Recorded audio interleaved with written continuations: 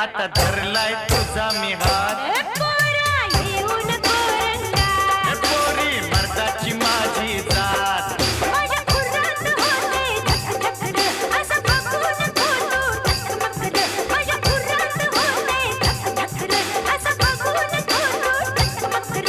डरायचं नाही भिवून चालायचं नाही आता धरलाय तुझा मी हात.